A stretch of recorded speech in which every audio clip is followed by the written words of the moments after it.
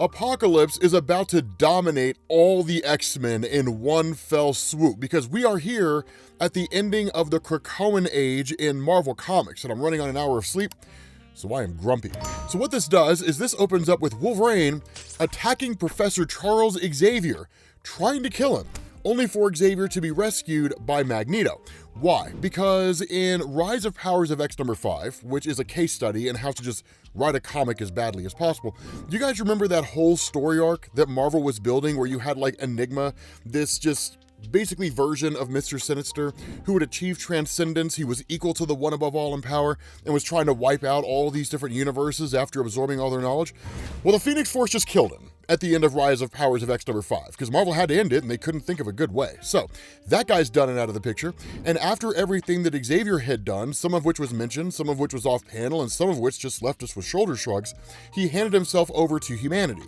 And ultimately he's serving his sentence for basically just being a dick. And let's be honest, man, this has been a long time coming, because a lot of people who don't really know Professor Xavier in Marvel Comics think he's just kind of like this guy who leads the X-Men and he makes a few mistakes here and there. No. Xavier's a pretty terrible person in Marvel Comics. If you don't believe me, go watch our video on a story called Deadly Genesis. This guy was awful. But when he's rescued by Magneto, you do get a really cool conversation between the two, because the intention of Magneto is to actually rescue Xavier so he's not going to serve time in any kind of human prison cell or anything like that. But as they go back and forth, Magneto makes these salient points, right? The question that Magneto asks is, he's like, how did we get here? Right? The response of Xavier: you quit, you died, I made choices. People died, and now the rest live. Now I pay the price. What happened to you, Max? And he says, as you say, Charles, I quit, I died, and then I saw what my choices had made me. Now, what he's talking about here, and in case you guys didn't see it, it was actually just one of the bright shining stars of the fall of the House of X. It was the resurrection of Magneto. That story was phenomenal if you're into that kind of story, but it was just this character deep dive into the nature of everything that makes Magneto what he is, the things that he's done in the past, his kind of crusade, albeit a radical crusade, against the human population in order to protect mutants from humans, even if it meant wiping the entirety of the human race out. The fact that he came back from the dead, faced these different variations of himself, and was all the wiser for it. That he realized having these extreme viewpoints doesn't really help anybody, right? Like, the only thing that could be done is a kind of middle ground, right? Speak softly, but carry a big stick. Xavier speaks softly, Magneto carries the stick. But because Xavier was just so heavy-handed in his philosophy, even going down the path of ultimately becoming a villain, Magneto intends to split the difference. And that's why he says, at the beginning, I asked if what we had made was enough, and I was right to. We were not enough, Charles. We could not even imagine our paradise, not without a corresponding pit for Toad and so many others. And that flaw in our design yawned wide to swallow mutant after mutant. The dream died in me, for I found I could no longer sleep.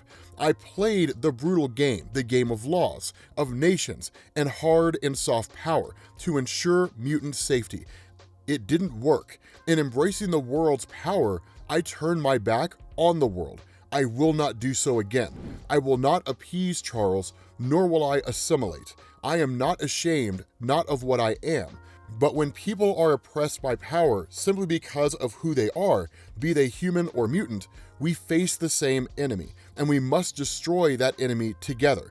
All of the hatred, all of the feared, all of us. The next Krakoan Age will not be built by my hand, but it will be built, my friend.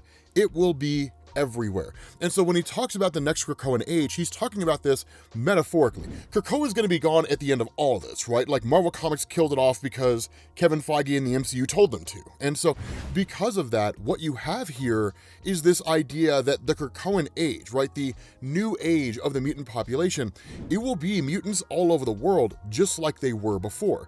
But what will happen here is that they won't necessarily function the exact same way.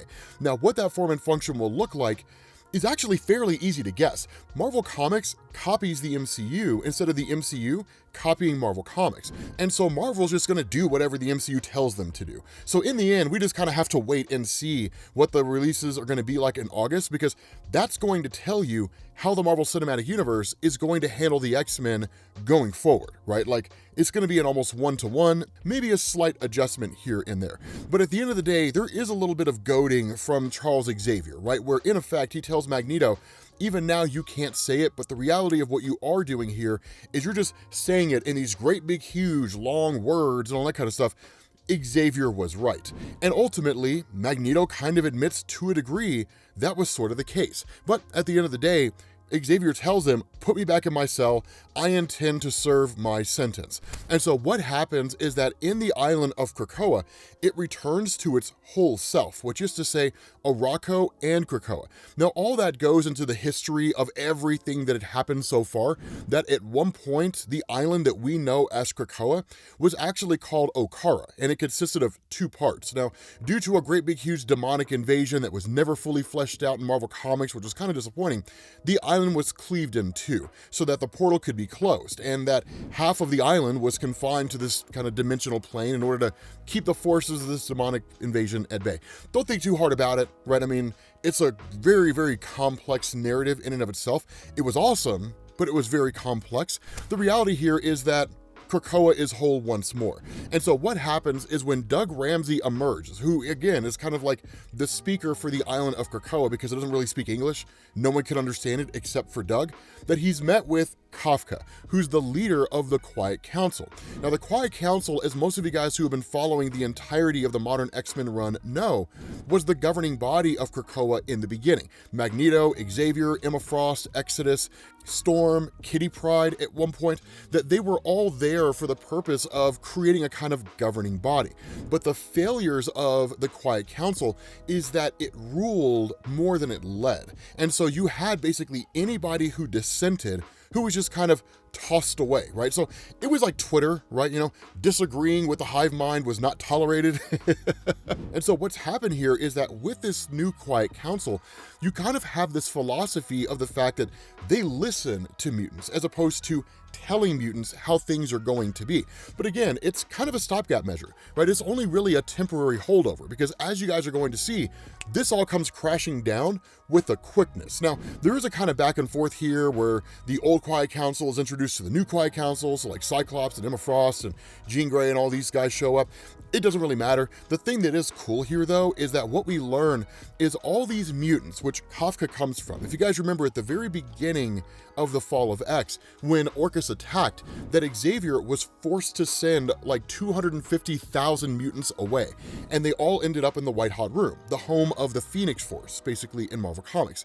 Because time passes differently there, in the real world, it was only a few weeks. In the White Hot Room, it was like 15 years. And so over the course of those 15 years, using the power of the Phoenix Force, they resurrected every mutant that has ever died, including all the mutants that were killed on Genosha in the ES4 Extinction storyline, the storyline where Cassandra Nova killed them all. And so because they're all back, it restores the mutant population to where it was before.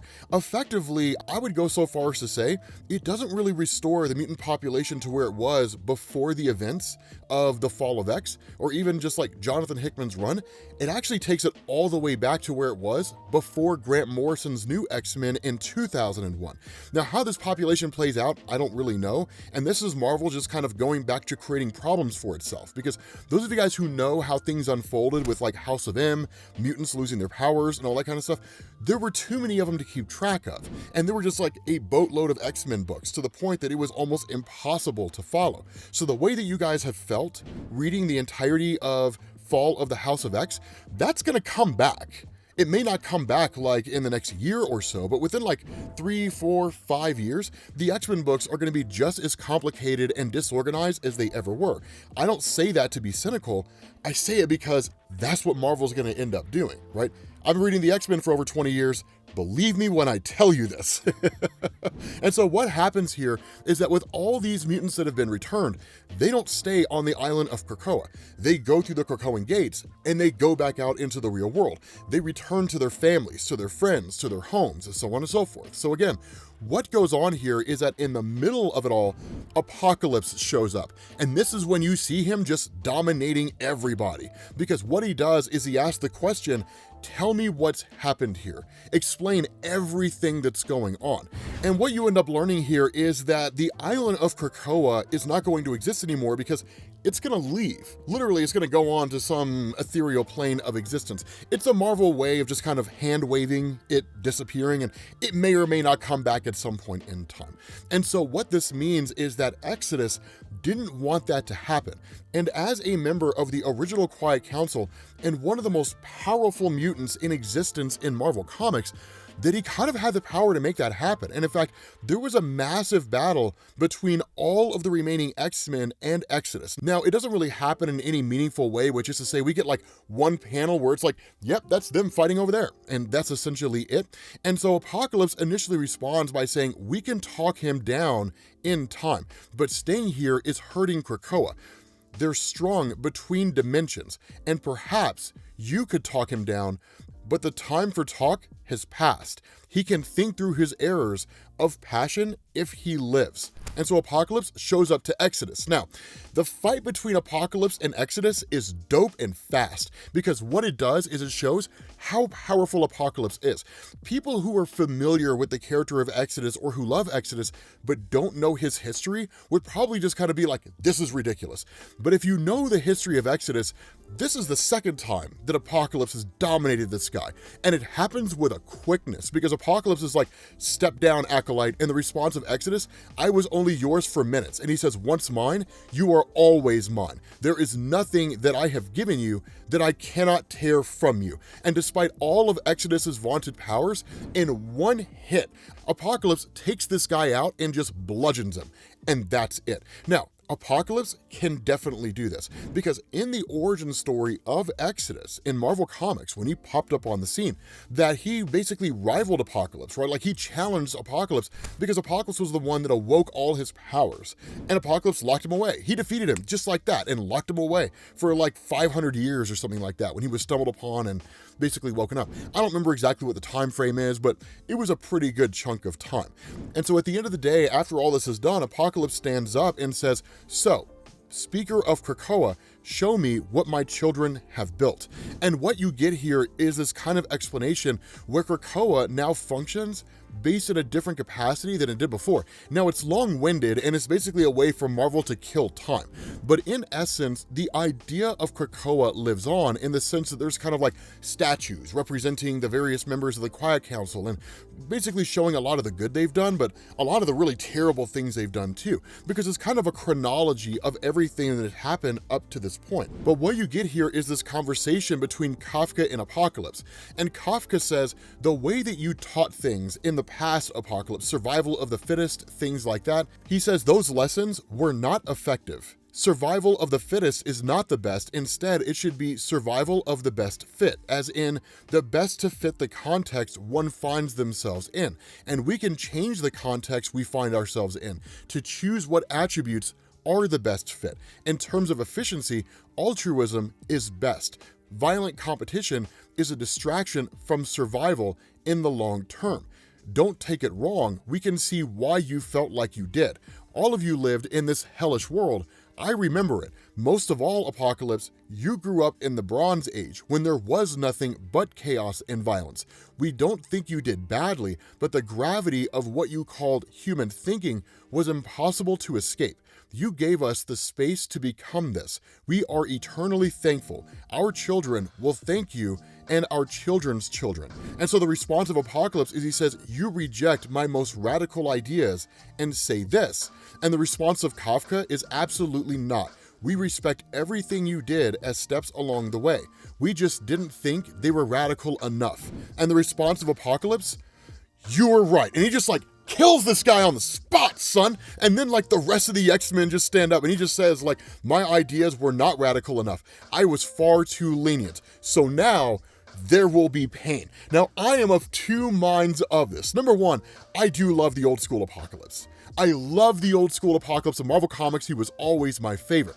But I'm also kind of pissed off that the way Marvel's ending the Krakoan Age and kind of doing this, you know, it's like, you guys, there will be pain for 2 reasons. Number 1, because my ideas were not radical enough. And number 2, Marvel's making me go back to my old self because of X-Men 97 and the MCU and so on. But at the end of the day, they're just kind of like, he's been compromised, right? And he's like, nope, I'm not compromised, y'all.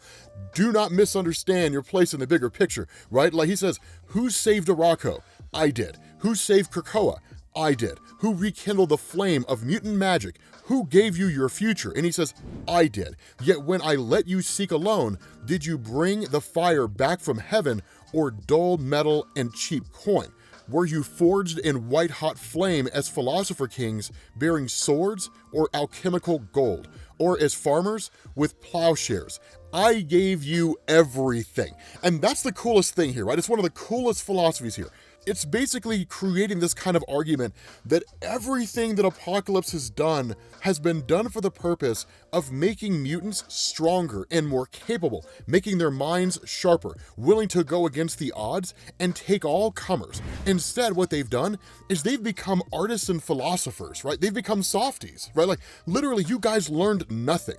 When this time comes, right, when all is said and done, and after everything you've seen and everything you've experienced, your response to it all is just hope that people understand your hearts and hope they realize where you're coming from and that you can all just be friends and talk your problems out. No, his response is, the world is harsh. The world has always been harsh. Just because you've won a battle in a war does not mean you've won the war. And you're operating as if you did. You're operating as if you've all somehow come out on top, that the times ahead are not going to be hard, if not harder than they have been. Here on the island of Krakoa, you were isolated from humanity. You were separate. You weren't back there living in New York, California, someplace out in Kansas, being hunted every single day. And so in that time, you have grown soft. You've lost your instincts for survival. And I've been trying to help you hone those instincts and keep those instincts. Instead, not only have you lost them, you're willingly giving up what you have left. And so he says, rebel against me as you wish. In time, you will understand and you will thank me. And so where Kafka stands up, which apparently he didn't kill, although it did look like he did kill him, to be honest, right? Where he stands up and he says, you need to calm down. The response of Apocalypse, I am not angry. I am simply Apocalypse, which is just a really crappy version of what he said in X-Men, the animated series, right? I am not malevolent, I simply am. And mere survival was never enough, right? I mean, that's really kind of how it's written to a degree, and it's a little bit silly. But then he picks it back up, right? And he says, for we were meant for greater things. Krakoa wishes to rotate back into the white-hot room to journey deeper into the mystery, perhaps to return again, bearing the true mysterium, these modified mutants, whatever it happens to look like, but you are not ready for the quest. You do not have the proper leadership. Once more, I must bear the load, for I am the Apocalypse, the revelation unending. And if you hate me for what I must reveal, know that I love you as I always have. Even as I break you to the work, right? As I break you down and as I tear you apart, piece by piece, understand that I do it out of love, right? It's like every millennial who got a spanking in like the 80s and 90s, right? Like, I'm doing this because I love you, not because I'm angry, right? Our parents were terrible to us when we were younger. But here's the thing. What you get here is Apocalypse just dominating everybody. Like, he literally transforms back into his classic self, right? With, you know, he has the whole garb and everything, and that's kind of cool, right? But he's basically his old school self. He crushes Beast and Cyclops at the same time. That Sunfire shows up. This guy gets wrecked too. Colossus shows up, uppercuts this guy, none of it matters, right? He just like sends this guy flying. The art does change because Marvel's trying to showcase new artists, which is one of the cool things to come out of this, but like none of it matters, right? Apocalypse is just like, do not rise again unless it is to my banner. Mutants of the world, if you ever believed in me, if you ever took strength from me, hear me now.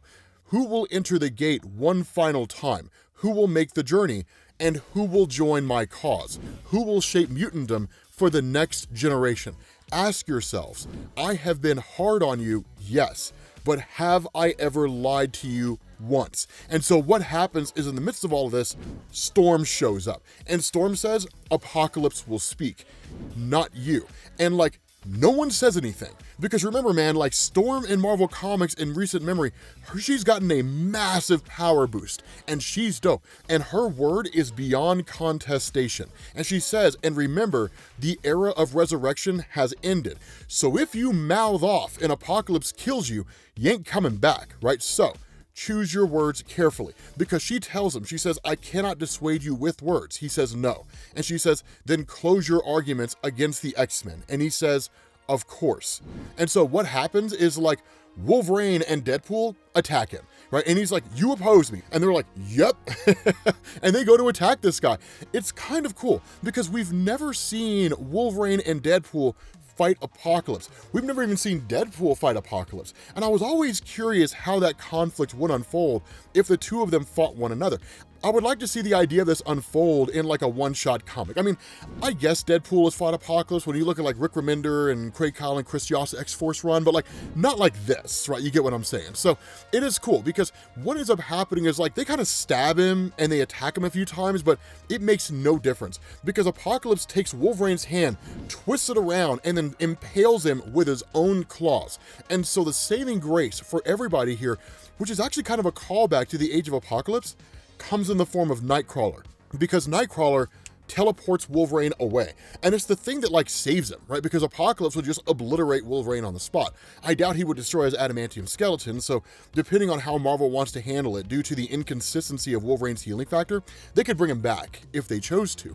But like Nightcrawler shows up here, he gouges out Apocalypse's eyes and teleports away. So Apocalypse is just like standing there with no eyes whatsoever. And he's just like removed by Nightcrawler, just like taken off the battlefield to just some other place. And so that's it, right? Like Apocalypse, like he's been neutralized by the one guy you would least expect, to be honest. And so what you get here is this really interesting moment, and I don't know exactly how this is going to unfold. I'm kind of curious, because what goes on is Emma Frost shows up to Apocalypse, right? And she says, in Sabah Nur, you are the father of mutantum on Earth, but those you are dictating the terms of Pax Krakoa are not children. And he says, the day's indignities are far from over as the party hostess over the island seeks to share her wisdom, right? Just kind of like taunting her, right? Like, so are you here to partake in your Tupperware parties and give me the grand wisdom that comes with how well the top seals, right? Like, it's one of these really cool, funny little moments here. But what ends up going on is Jean Grey shows up. Now, here's the thing, because when he sends her flying, right? When Apocalypse just like attacks Emma and just sends her flying out in the middle of nowhere, when Jean arrives, Apocalypse listens, because one of the things to know about his character is he respects power, and he doesn't really respect power for power's sake. He respects what a powerful mutant does with their abilities. So if, for example, you had a mutant that had the power to alter reality on a universal scale, but just did nothing with it, and was just like somebody who was bullied all the time because they refused to accept what they were capable of, Apocalypse would have no respect for them whatsoever.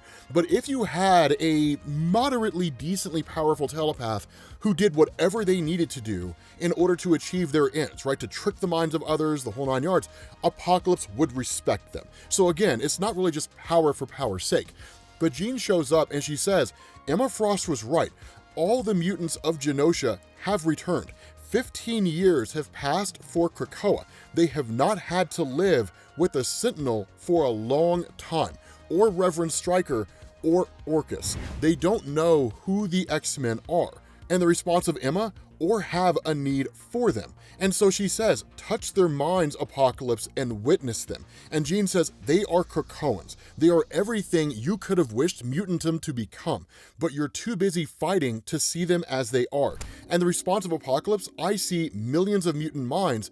I see that my magic has brought us to this very moment, but that it holds no sway or this undiscovered country. So in effect, it's him basically saying, no, I don't really care. I'm going back to my old ways. I will make you stronger. deuces, right? That's basically it. Again, I don't know how I really feel about that, because it just kind of seems like Marvel's just throwing him back into being his old villainous character because reasons and, like, you know, the MCU, so it's kind of disappointing. I mean, everything that's old is new again, right? And everything goes back to the way that it always was. And I'm not against that.